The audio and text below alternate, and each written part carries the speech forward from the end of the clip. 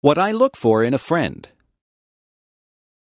What is it that makes somebody your friend? Some people are nice and you have fun with them. Some people are nice to talk to, but they don't become special to you. Some people become very close to you. Those people are the ones who become your good friends. Did you ever wonder why certain people do become your good friends? Friends usually have something in common. Often, friends enjoy doing the same things as each other. Maybe they like the same sports or the same music, or maybe they can even talk about problems or schoolwork. Friends usually find a common bond. Friends share ideas and listen to each other. Sometimes, people who don't have similar interests even become friends. You can learn a lot from a person who likes different things than you. The most important thing about friends is that they must communicate with each other. A good friend is a person who takes the time to listen to the other person. One of the most important things that I think a friend should have is a sense of humor. I like to laugh with my friends. I like to feel comfortable around my friends. It is nice to be able to talk and laugh with people who have similar interests. It is nice to share things with people and learn about their interests. You become a better person if you are able to learn things from others. Life is a journey. On that journey, you meet many people.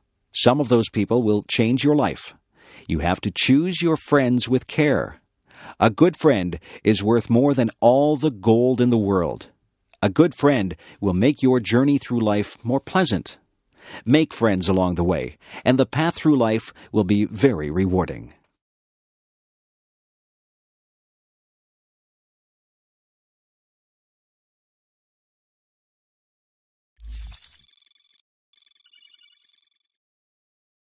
Benjamin Franklin.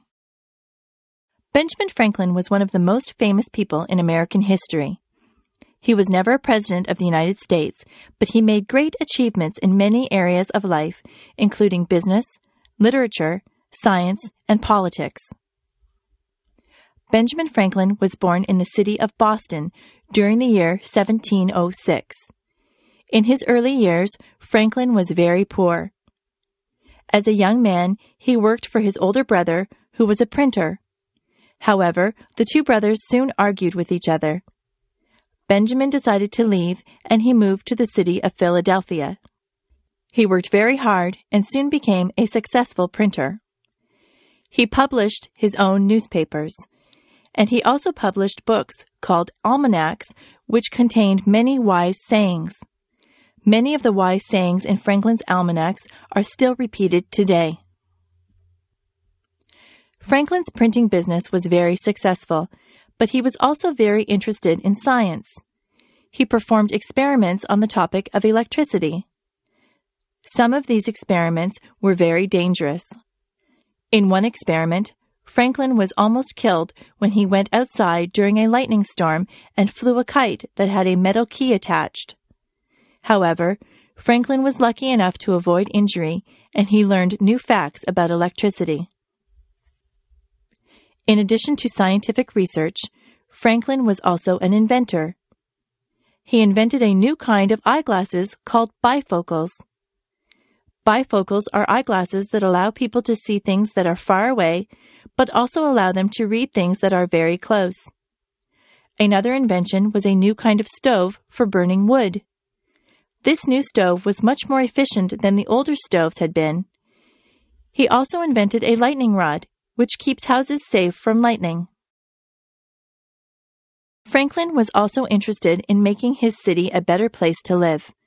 He started a public library, and he helped to organize a hospital and a fire department.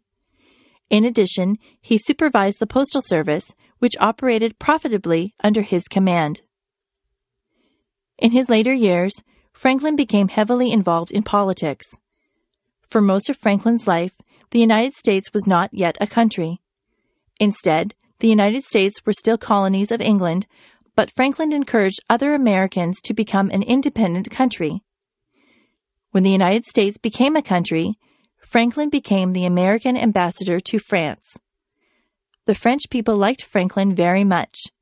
Franklin later returned to the United States, and he died in 1790.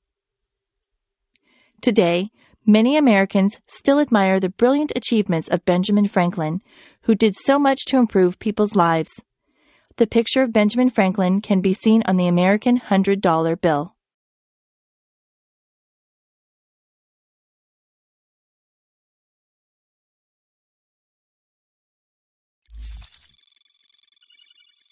You are going to hear a talk on Canada. As you listen to the talk, complete the notes below by writing no more than 3 words in the spaces provided. Good morning and welcome to this talk on Canada. Many people think of Canada as a land of ice and snow. They think of it as a young country with few inhabitants, a country of English-speaking white people. While some of this is true, it is also an inaccurate description of the country we call Canada. Canada lies in the northern half of the continent of North America.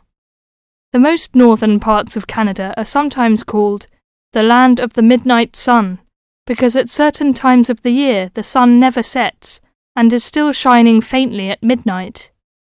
This northern part of Canada is cold and mostly snow-covered all year round. Most of the people who live in this northern part of Canada are called Inuit or Dene. They were once called Eskimos.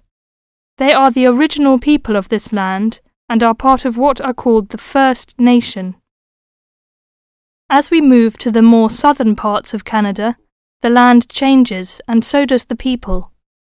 Moving from east to west in southern Canada, we travel from the Atlantic provinces of Nova Scotia, Newfoundland, New Brunswick, and Prince Edward Island. These small provinces, with small populations, border on the Atlantic Ocean. The land in these provinces is not very fertile, so fishing, forestry, and mining are the main industries, although in some small areas, agriculture is also important. If we travel west from the Atlantic provinces, we come to central Canada, composed of the large provinces of Quebec and Ontario. Both provinces are rich in natural resources, have fertile land, and are the centres of industry for Canada's largest cities. Toronto and Montreal are found in these provinces. The province of Quebec is the centre of French language and culture in Canada. In fact, Montreal is the second largest French-speaking city in the world after Paris. Finally, in the far west of Canada, we come to the province of British Columbia. This province is separated from the prairies by the Rocky Mountains and is bounded on the west by the Pacific Ocean. British Columbia is often called simply the West Coast. British Columbia is an attractive place for tourists because of its mild climate, spectacular mountains, seacoast, and beautiful forests. Agriculture, forestry, shipping and fishing are major industries in British Columbia. The people of this land of Canada are as varied as its landscape. The original settlers, those we call the people of the First Nations, came from Asia by crossing the Bering Strait from Siberia to Alaska. In their new environment, they developed many new languages and cultures. In the 16th century, the first Europeans arrived in eastern Canada. They came from Britain and France. By making treaties with the original inhabitants, they gradually established colonies in eastern and central Canada. After a war with France, Britain took over the French colonies in Quebec and eastern Canada. By the end of the 18th century, all of Canada was under British rule. From this time until the present century, most of the immigrants to Canada were British, Scottish, and Irish. In this century, however, Canada has had an influence of settlers from all over the world. There are now hundreds of thousands of people from Asia, Africa, and South America who now call Canada their home.